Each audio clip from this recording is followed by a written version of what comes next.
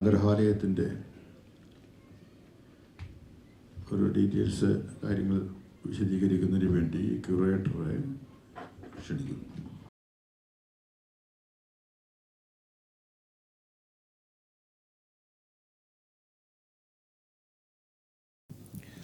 നമ്മളിരിക്കുന്ന ഈ പുഴയുടെ അപ്പുറത്ത് ചമ്രവട്ടാണ്. എഴുത്തച്ഛൻ്റെ ജീവിതം തീക്കടൽ കടഞ്ഞ് തിരമധുരമായിട്ട് എഴുതിയ ഒരാളവിടെയുണ്ട്, ജീവിച്ചിരിപ്പുണ്ട്. സി രാധാകൃഷ്ണൻ. അദ്ദേഹം ഈ മ്യൂസിയം വൈകാതെ സന്ദർശിച്ചേക്കാം. ആ സമയത്ത് അദ്ദേഹം ഒരു വെളിപ്പാടകലെയാണ് എന്നുള്ളതാണ്. അദ്ദേഹത്തിൻ്റെ തന്നെ ഒരു ശീർഷകമാണ് ഒരു വെളിപ്പാടകലെ. 1987 അദ്ദേഹം എഴുതിയ നോവലാണ്. അദ്ദേഹം വരുമ്പോൾ, ഒരു വെളിപ്പാടകലെ നിന്ന് വരുമ്പോൾ, അദ്ദേഹത്തിൻ്റെ ആവിഷ്കാരം, അദ്ദേഹത്തിൻ്റെ കൃതികൾ ഈ സംഗ്രഹാലയത്തിൽ ഇല്ല. അദ്ദേഹം ഒരുപക്ഷെ നമ്മളോട് ചോദിച്ചേക്കില്ല, പക്ഷെ അദ്ദേഹം മനസ്സിൽ ചോദിച്ചേക്കാം, എന്തേ ഇവരെന്നെ അവഗണിച്ച് കളഞ്ഞതെന്ന്. അദ്ദേഹത്തോട് പറയാനുള്ളത്, അദ്ദേഹത്തിൻ്റെ തന്നെ മറ്റൊരു നോവൽ, 1986 നോവലിൻ്റെ ശീർഷകം കടമെടുത്തുകൊണ്ടാണ്. സ്പന്ദമാപിനികളെ മാപ്പ്. ഞങ്ങൾക്ക് ഫണ്ട് കിട്ടിയിട്ടില്ല. ഈ സ്പന്ദമാപിനികളെ മാപ്പ് എന്നുള്ള ശീർഷകം ഈ മ്യൂസിയത്തിന്, സംഗ്രഹാലയത്തിന് വളരെയധികം ഹൃദയസ്പർശിയായ രൂപത്തിൽ ടച്ച് ചെയ്യുകയാണ്. കാരണം ഈ സംഗ്രഹാലയത്തിൻ്റെ യുണീക്ക്നെസ്, അത് മറ്റൊരർത്ഥത്തിൽ കച്ചവടവൽക്കരിക്കപ്പെട്ട രൂപത്തിൽ പറയുകയാണ്, യുണീക്ക് സെല്ലിംഗ് പോയിൻ്റ്, USP ആയിട്ട് പറയാൻ കഴിയുന്നത് ഇത് ബ്ലൈൻഡ് ഫ്രണ്ട്ലി മ്യൂസിയം എന്നാണ്. ബ്ലൈൻഡിനെ നമ്മൾ വിളിക്കാൻ പോകുന്നത് ബ്ലൈൻഡ് എന്നുള്ളതല്ല, ഡിഫറൻ്റ്ലി സൈറ്റഡ് എന്നാണ്. അന്ധൻ എന്നുള്ളതല്ല, നയനേതര കാഴ്ചക്കാർ എന്നാണ്. അപ്പോൾ അവർക്ക് ഇവിടെ നമ്മൾ ഒരുക്കി വെച്ചിട്ടുള്ളത് സ്പന്ദനത്തിലൂടെ കാര്യങ്ങളെ തൊട്ടറിയുക എന്നുള്ളതാണ്. നമ്മൾ പറയാറുണ്ട് അന്ധൻ ആനയെ കണ്ട പോലെയെന്ന്. എന്നാൽ ഇവിടെ വന്നാൽ അന്ധന് ആനയെ കാണാം. നിങ്ങളിവിടെ വന്നപ്പോൾ ശ്രദ്ധിച്ചിട്ടുണ്ടാവും, ഇവിടെ ഒരുപാട് ശില്പങ്ങളും മറ്റുമൊക്കെ ഉണ്ട്. ആ ശില്പങ്ങൾ മറ്റ് മ്യൂസിയങ്ങളിലൊക്കെ നിങ്ങൾ ഒക്കെ പോയിട്ടുണ്ടാവും. ഇവിടെയൊക്കെ പോയി കഴിഞ്ഞാൽ അതൊന്നും സ്പർശിക്കരുത് എന്നാണ് എഴുതി വെക്കുക. ഇവിടെ മാത്രമല്ല, ചിലപ്പോൾ അതിൻ്റെ മുമ്പിൽ റിബണൊക്കെ ഇട്ട് കെട്ടിയിട്ടുണ്ടായിരിക്കും. ഇവിടെ നിങ്ങൾക്ക് ശില്പത്തെ തൊടാം, EMSൻ്റെ കൂടെ നിങ്ങൾക്ക് തോളിൽ കൈയിട്ട് സെൽഫി എടുക്കാം, പൂന്താനത്തെ നിങ്ങൾക്ക് മനയിൽ നിന്ന് ഇറക്കിക്കൊണ്ടുവരാം. ഈ നയനേതര കാഴ്ചക്കാർക്കുള്ള സ്പന്ദ മാപ്പിനികളാണ് ഡെക്സ്റ്റിരിറ്റി ടൂൾസായിട്ട് സംഗ്രഹാലയം പറയുന്നത്. അവരിവിടെ വരുമ്പോൾ, എൻ്റെ ഒരുപാട് നയനേതര കാഴ്ചക്കാർ ഇവിടെ വരുമ്പോൾ അവരോട് പറയാനുള്ളത് ഇതേ സി രാധാകൃഷ്ണൻ്റെ ആ ശീർഷകം തന്നെയാണ്, സ്പന്ദമാപിനികളെ മാപ്പ്. നിളയുടെ കാതികൻ MT, സാമാജികനായിരുന്ന ശ്രീരാമകൃഷ്ണനും ഇരുവരെയും സംഗ്രഹാലയം കാണുന്നത് ഇതിൻ്റെ ആശയ സാരഥികളായിക്കൊണ്ടാണ്. അതിൻ്റെ തുടർച്ചയായി ഈ പദ്ധതി ഇപ്പോൾ മലയാള ഭാഷയ്ക്ക് ഒരു പദം സംഭാവന ചെയ്യുകയാണ്, സംഗ്രഹാലയം. മ്യൂസിയം എന്നുള്ളതിന് ഡിക്ഷണറിയിൽ മലയാളത്തിൽ അങ്ങനെ കൃത്യമായി വാക്കില്ല. സംസ്കൃതത്തിൽ സംഗ്രഹാലയ് എന്നുള്ളൊരു വാക്കിനെ ഇപ്പോൾ അടുത്ത് പ്രധാനമന്ത്രി സംഗ്രഹാലയം വരുന്നതിൻ്റെ മുമ്പ് ഇതിന് നമ്മൾ അന്ന് നാമീകരണം ചെയ്തു. കോപ്പിറൈറ്റ് പോളിസിയിലെ ട്രേഡ് മാർക്ക് രജിസ്ട്രേഷനൊന്നും നമ്മൾ എടുത്തിട്ടില്ല എന്ന് മാത്രം. നിളയുടെ കഥയും നിള പറഞ്ഞ കഥയും ഇവിടെ പറയുമ്പോൾ, ക്യൂറേറ്റോറിയൽ ബ്രീഫായതുകൊണ്ടാണ് ഇത് ആ രൂപത്തിൽ പറയുന്നത്. വളരെ ചെറിയ സമയം കൊണ്ട് തീർക്കും, വളരെ എഴുതി കൊടുത്തിട്ടുള്ള നോട്ടാണ്, അതുകൊണ്ട് അനുവദിച്ച സമയത്തിൻ്റെ അപ്പുറത്ത് പോകില്ല. അപ്പോൾ ഈ മ്യൂസിയത്തിൻ്റെ സ്വഭാവം സന്ദർശകർ എന്നുള്ള അർത്ഥത്തിൽ നിങ്ങളടുത്ത് പറയേണ്ടത്, ഇവിടെ നിള നദിയുടെ മ്യൂസിയം ആകുമ്പോൾ ഇതിൻ്റെ ഫ്ലോറ, ഫോന, ഇതിൻ്റെ ഒരു ജിയോഗ്രഫി, ടോപ്പോഗ്രാഫി എന്നുള്ള അർത്ഥത്തിൽ ഇവിടെ ശാസ്ത്രീയമായിട്ട് നദിയുടെ ഒഴുക്കിനെ കുറിച്ചൊന്നും വിശദീകരിക്കുന്നില്ല. പകരം നമ്മൾ ഒരു റൊമാൻറ്റിസൈസ്ഡ് അപ്രോച്ച്, ഒരു കാൽപ്പനികമായ അപ്രോച്ചാണ് ഇവിടെ അതിൻ്റെ പ്രമേയങ്ങളിലൂടെ, ഇവിടെയുള്ള മഹാരഥന്മാർ നമുക്ക് തന്നിട്ടുള്ള സ്ക്രിപ്ചറിലൂടെ. മറ്റൊരർത്ഥത്തിൽ സംഗമ കാലഘട്ടത്തിൽ ഒരുപാട് സ്ക്രിപ്റ്റ്സ് ഇറങ്ങിയ പോലെ ആ സ്ക്രിപ്റ്റ്സിലൂടെ നമുക്ക് നിളക്ക് വരദാനമായി കിട്ടിയ ഈ മഹാരഥന്മാർ തന്ന സ്ക്രിപ്റ്റ്സാണ് ഈ മ്യൂസിയത്തിൻ്റെ ക്രക്സ്. ആ ക്രക്സിലൂടെ പോകുമ്പോൾ ഇതിനെ നമ്മൾ പറയുന്നത് മ്യൂസിയം ഓഫ് നറേറ്റീവ് എന്നാണ്, കഥ പറയുന്ന മ്യൂസിയം. ആ കഥ ഇനി എങ്ങനെ പറയുന്നു എന്ന് പറഞ്ഞാൽ, സാധാരണ ഇത്തരം സെൻറ്ററുകളിലും ഗാലറികളിലും വരുമ്പോൾ ബുദ്ധിജീവികൾക്ക് മാത്രം മനസ്സിലാവുന്ന ഒരു തലം, അല്ലെങ്കിൽ കുറേ വിജ്ഞാനമുള്ള ആളുകൾക്ക് മാത്രം മനസ്സിലാവുന്ന ആവിഷ്കാരങ്ങളായിരിക്കാം. ഇവിടെ അതല്ല, സാധാരണക്കാരന് മനസ്സിലാക്കാൻ പറ്റുന്ന രൂപത്തിലാണ് നമ്മൾ ആവിഷ്കരിച്ചിട്ടുള്ളത്. അതിവിടെ ഞങ്ങൾക്ക് അനുഭവിച്ചത്, ഞങ്ങളതൊക്കെ വർക്ക് ചെയ്യുന്ന സമയത്ത് ഇവിടുത്തെ നമ്മുടെ അതിഥി തൊഴിലാളികൾ, ബംഗാളിൽ നിന്നും ബീഹാറിൽ നിന്നുള്ള ആളുകൾ, അവർ ഇതൊക്കെ വീഡിയോ ഒക്കെ എടുത്തിട്ട് ഫാമിലിക്ക് ഇങ്ങനെ വീഡിയോ ഇങ്ങനെ കോൾ ചെയ്ത് ഷെയർ ചെയ്യും. അപ്പോൾ നമ്മൾ മനസ്സിലാക്കി, ഏറ്റവും സാധാരണക്കാരന് മനസ്സിലാക്കി. പക്ഷേ ഞാൻ ഈ പറഞ്ഞതിലൊരു വൈരുദ്ധ്യമുണ്ട്. നമ്മളാണോ അവരാണോ വൈജ്ഞാനികവും കലാപരമായിട്ടും മേലെ എന്ന് ചോദിച്ചാൽ അവരാണ്. കാരണം ദി ഗ്രേറ്റ് ബംഗാൾ റവല്യൂഷൻ എന്ന് പറഞ്ഞത് വന്നത് അവിടെ നിന്നാണ്. ടാഗോറും നമ്മളൊക്കെ അവിടെ നിന്നാണ് വന്നിട്ടുള്ളത്. ഇവിടെ മറ്റൊരു നറേറ്റീവിലേക്ക് പോകുമ്പോൾ ഈ മ്യൂസിയം ഇതൊരു മ്യൂസിയം ഓഫ് ഒബ്ജക്ട്സ് അല്ല, വസ്തുക്കളുടെ മ്യൂസിയം അല്ല, ഇതൊരു മ്യൂസിയം ഓഫ് നറേറ്റീവാണ്. കിരീടം, വാള്, ചെങ്കോല്, പരിചയമല്ല, ഇവിടെയുള്ളത് കഥ പറയുകയാണ്. ആ കഥ പറയുന്നതിൻ്റെ അർത്ഥത്തിൽ ഇവിടെയുള്ളത് തന്നെ നിങ്ങളിവിടെ വന്നപ്പോൾ കാണാൻ മനസ്സിലാവും. ഇവിടെ വാങ്ങിവെച്ച വസ്തുക്കളല്ല നിങ്ങളിവിടെ കാണുന്നത്, ഇവിടെ തന്നെ പടച്ച് ഉണ്ടാക്കിയ ഞങ്ങളുടെ ആവിഷ്കാരങ്ങളാണ് ഇവിടെയുള്ളത്.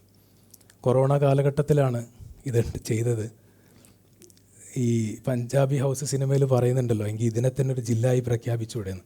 അതുപോലെ ഈ സംഗ്രഹാലയത്തെ ഒരു ഐസൊലേഷൻ കേന്ദ്രമായിട്ട് സ്വന്തം പ്രഖ്യാപിച്ച് ഊരാലുങ്കലിൻ്റെ മുഴുവൻ സംഘത്തിൻ്റെ ഉള്ളിൽ തന്നെ വർക്ക് ചെയ്തിട്ട് ജൂൺ മാസത്തിലെ കൊറോണക്ക്, എല്ലാവരും കൊറോണക്ക് അവധി പറയുമ്പോൾ നമ്മൾ കൊറോണക്ക് വർക്ക് ചെയ്താണ്. മുനിസിപ്പൽ ചെയർമാൻ CP കുഞ്ഞി ഇവിടെ ഇരിക്കുന്നുണ്ട്. അദ്ദേഹത്തിൻ്റെ ശേഷം വന്ന ശിവദാസേട്ടൻ സദസ്സിൽ എവിടെയെങ്കിലും ഉണ്ടാവുമെന്ന് കരുതുന്നു. അദ്ദേഹം മുനിസിപ്പൽ സെക്രട്ടറി ആയിരുന്ന സജിറൂൺ. അവർ ഇവിടെ തന്നെ ഹെൽത്ത് ഇൻസ്പെക്ടറെയും മറ്റൊക്കെ അയക്കുന്നു, ഇവിടുന്ന് തന്നെ വാക്സിനേഷൻ ചെയ്യുന്നു, വാക്സിനേഷൻ ക്യാമ്പൊക്കെ നടത്തുന്നു. ആ രൂപത്തിലാണ് അത് നടത്തിയത്. മ്യൂസിയത്തിൻ്റെ ക്രക്സിലേക്ക് വരുമ്പോൾ ഇത് കേരളത്തിലില്ലാത്തൊരു കൾച്ചറിനെയാണ് നമ്മൾ ആദ്യം പരീക്ഷിക്കാൻ നോക്കുന്നത്. മ്യൂസിയം എഡ്യൂക്കേറ്റിംഗ് കൾച്ചർ, മ്യൂസിയത്തിലൂടെ വിജ്ഞാനത്തിൽ. അപ്പോൾ നമ്മളിപ്പോൾ പെട്ടെന്ന് എവിടെയെങ്കിലും കണ്ട വണ്ടി നിർത്തി ടിക്കറ്റ് എടുത്ത് കയറുന്ന മ്യൂസിയം അല്ല ഇത്. ഇതൊരു അപ്പോയിൻമെൻ്റ് എടുത്ത് ഇവിടെ വരുന്നതിന് മുമ്പ് ഇതിൻ്റെ സാഹിത്യങ്ങളും മറ്റൊക്കെ വായിച്ച് മ്യൂസിയം ഉണ്ടാക്കുന്ന കുറച്ച് വീഡിയോകളൊക്കെ നേരത്തെ കണ്ട് ഒരാഴ്ച മുമ്പേ നിങ്ങൾ തയ്യാറായിട്ട് വരുന്ന ഒരു സംഗ്രഹാലയമാണ് ഇവിടെ ഉള്ളത്. അത് പുറത്തൊക്കെ ഉള്ളതിൽ പറയുന്നത്, പുറത്ത് വിസിറ്റർ ഇംപ്രോംപ്റ്റു എന്നാണ് പറയുന്നത്. പെട്ടെന്ന് കയറി വരുന്ന ആൾക്ക് അതിൽ ചില ഭാഗങ്ങൾ മാത്രമേ കാണാൻ പറ്റുള്ളൂ. ഇതിൻ്റെ സാരഥി ശ്രീരാമകൃഷ്ണൻ ഇതിനെ വിഭാവന ചെയ്ത് ആദ്യം സംസാരിച്ചത് നന്ദേട്ടനുണ്ടായിരുന്നു ആ സമയത്ത്. കാരണം ഞങ്ങൾ തുഞ്ചമ്പറമ്പ് എന്നാണ് ഇതിൻ്റെ സംസാരം MT എടുത്ത് സംസാരിക്കുന്നത്. ശാന്തി നികേതൻ രവീന്ദ്രനാഥ് ടാഗോർ എങ്ങനെ കാഴ്ചപ്പാട് വരുത്തിയോ അതുപോലെയാണിത്. കാരണം രവീന്ദ്രനാഥ് ടാഗോർ ആ രൂപത്തിൽ ഒരു വലിയ ചിന്തകനും ഫിലോസഫറായിട്ട് നിൽക്കുമ്പോൾ അവിടെ തന്നെയാണ് നന്ദലാൽ ബോസ് എന്ന് പറയുന്ന ചിത്രകാരനുള്ളത്. അവിടെ തന്നെയാണ് ഇന്ത്യൻ ഭരണഘടന എഴുതിക്കൊണ്ടുവന്ന ഭരണഘടനയ്ക്ക് സൈഡിൽ ചിത്രങ്ങൾ വരച്ചത്. ആ അർത്ഥത്തിലുള്ളൊരു ക്യാമ്പസിനാണ് ഇദ്ദേഹം സങ്കല്പിച്ചത്. ഇവിടെ മറ്റൊന്ന് പ്രാദേശികമായ പങ്ക്, പ്രാദേശിക കലാകാരന്മാരെന്ന് പറയുമ്പോൾ അവരുടെ റേഞ്ചിനെ ചെറുതാക്കല്ല, ഈ പ്രദേശത്തുള്ള കലാകാരന്മാർ അവരുടെ സ്പേസ് ഇവിടെ ഉണ്ടാവേണ്ടതുണ്ട്. അതിനുള്ള ഗാലറികളുണ്ട്. ആ ഗാലറികൾ വൈകാതെ തന്നെ അടുത്ത ഘട്ടത്തിൽ സജ്ജാവും. ഇവിടെയുള്ള കലാകാരന്മാരിൽ പലവർക്കും അറിയാം, ചിന്തകരായിട്ടുള്ള ആളുകളെ അറിയാം. അവരെ പലവരെയും ഈ 5-8 വർഷത്തിനിടക്ക് ഇവിടെ നിരന്തരം ക്ഷണിച്ച് അവർക്കത് കൊണ്ട് കാണിച്ച് നടത്തി എല്ലാം കാണിച്ചു കൊണ്ടുവരാറുണ്ട്. ഇവിടുത്തെ സംഘടനകൾക്കും ചാർക്കോളൊക്കെ വന്നിട്ടുണ്ടായിരുന്നു. ഏറ്റവും സന്തോഷം കാനായി കുഞ്ഞിരാമൻ ഇവിടെ വന്ന് കണ്ട് പോയതായിരുന്നു. അത് ഓഡിറ്റോറിയം ഒന്നും പണി കഴിഞ്ഞിട്ടില്ല.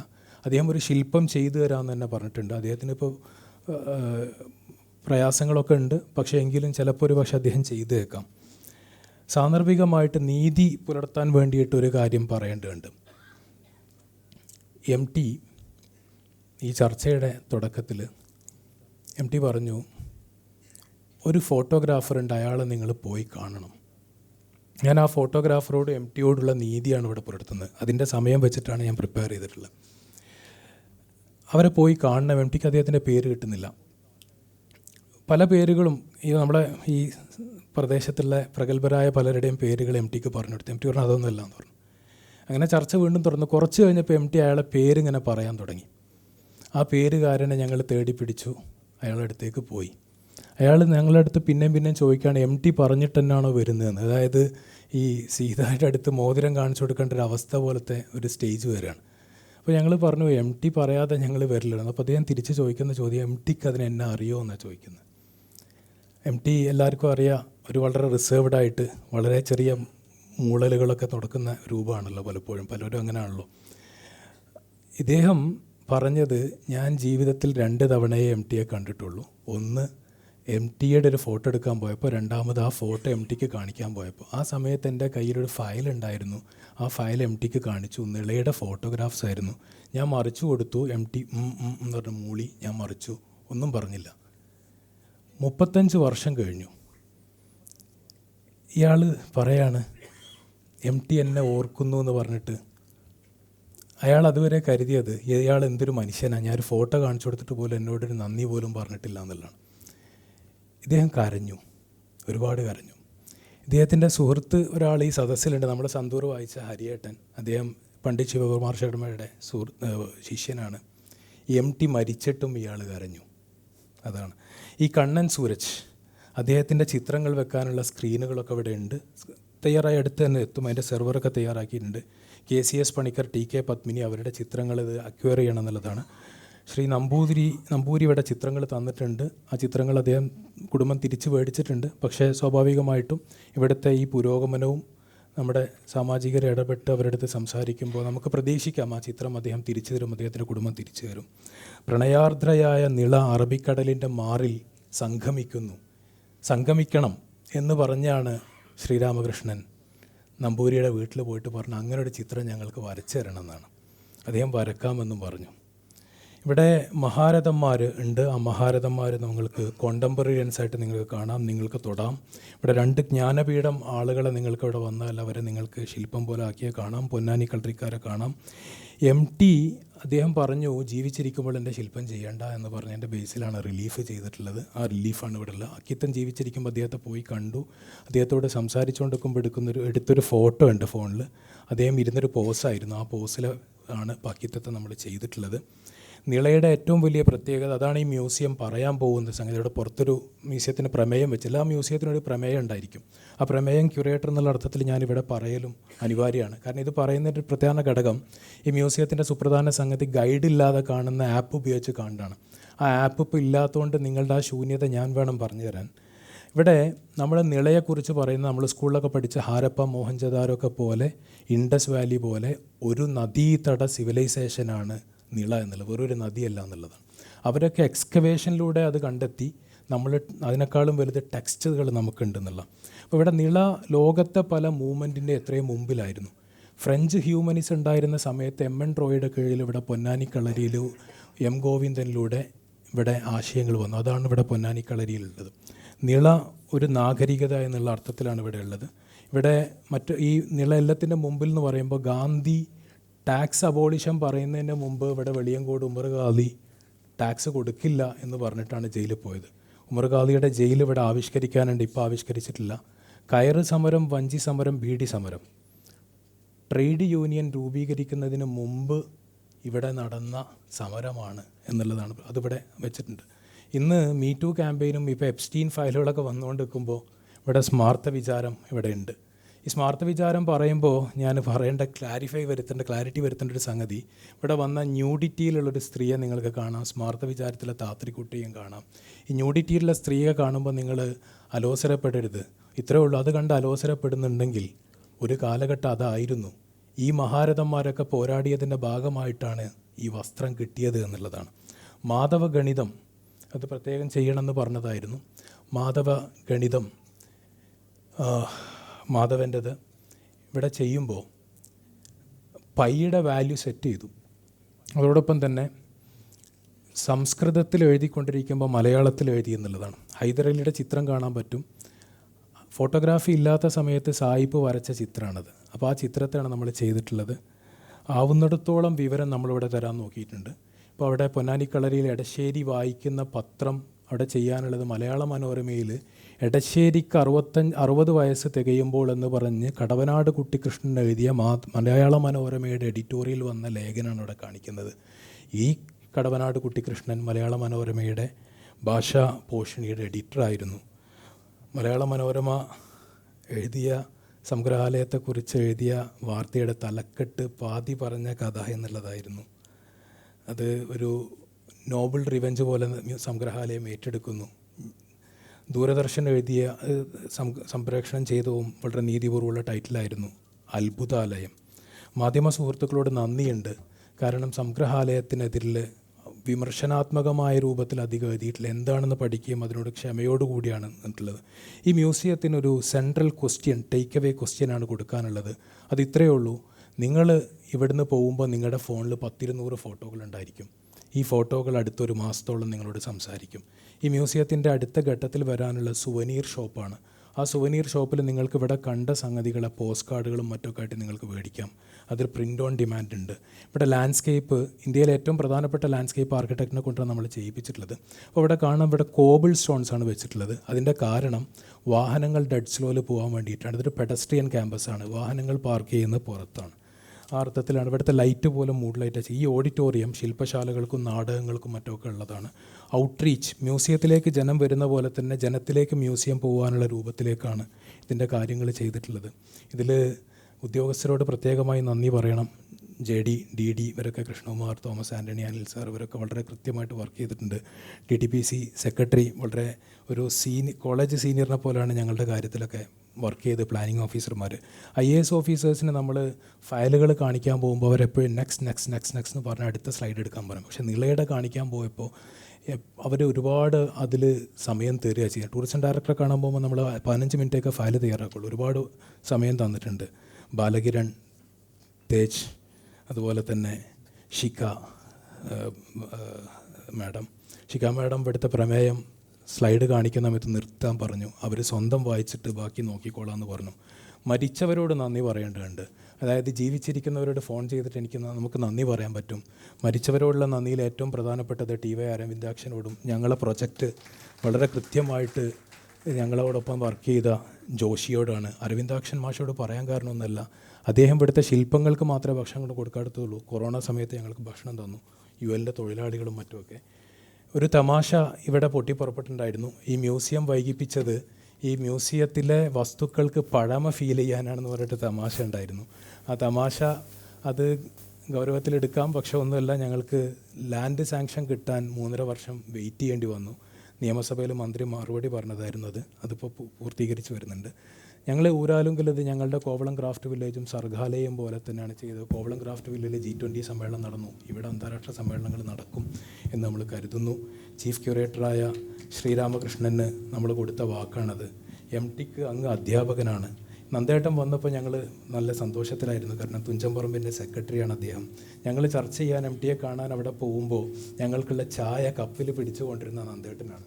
അപ്പോൾ ആ നന്ദേട്ടനാവുമ്പോൾ ഞങ്ങൾ ആ പ്രതീക്ഷയെ തന്നെ കൊണ്ടുപോയത്. അപ്പോൾ ഇനി തുടർന്നുള്ള ആപ്പും മറ്റു കാര്യങ്ങളൊക്കെ കിട്ടുമെന്ന് കരുതാണ്. നന്ദേട്ടനോട് പറയാനുള്ളതേ ഉള്ളൂ, നന്ദേട്ടൻ്റെ ജയിലോർമ്മ, അങ്ങ് അടിയന്തരാവസ്ഥ കാലഘട്ടത്തിൽ ജയിലിൽ കിടന്നത്. അതുപോലെ തന്നെ MT അങ്ങയുടെ തെരഞ്ഞെടുപ്പിന് കാശ് കെട്ടിവെച്ചിട്ട് അത് മാതൃഭൂമിയുടെ ടൈറ്റിൽ നന്ദാ നീ ജയിക്കുന്നായിരുന്നു. അത് രണ്ടും ഇവിടെ സംഗ്രഹാലയത്തിൽ വരണം. അത് വരാൻ അടുത്ത സമയത്ത് വരും. അതുപോലെ തന്നെ ഇതിൽ ഏറ്റവും പ്രധാനപ്പെട്ട് പറയുന്നത്രേ ഉള്ളൂ, ഈ മ്യൂസിയം ശ്രീരാമകൃഷ്ണൻ പറഞ്ഞിരുന്നത് MTക്ക് സമർപ്പിക്കുന്നു എന്നാണ്.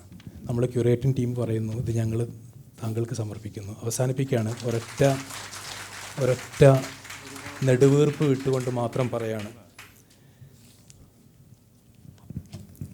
Communist party of India Marxist polit bureau അംഗം സുഭാഷിണി അലി അവർ ഈ മ്യൂസിയം സന്ദർശിച്ചേക്കാം. സൗഹൃദ വലയങ്ങളൊക്കെ ഉണ്ടായതുകൊണ്ട് അവർ വന്നാൽ ഒരു ചോദ്യം നമ്മളോട് ചോദിക്കും, എൻ്റെ അമ്മ എവിടെ? ക്യാപ്റ്റൻ ലക്ഷ്മി. അതിന് നമ്മൾ മറുപടി പറയണം.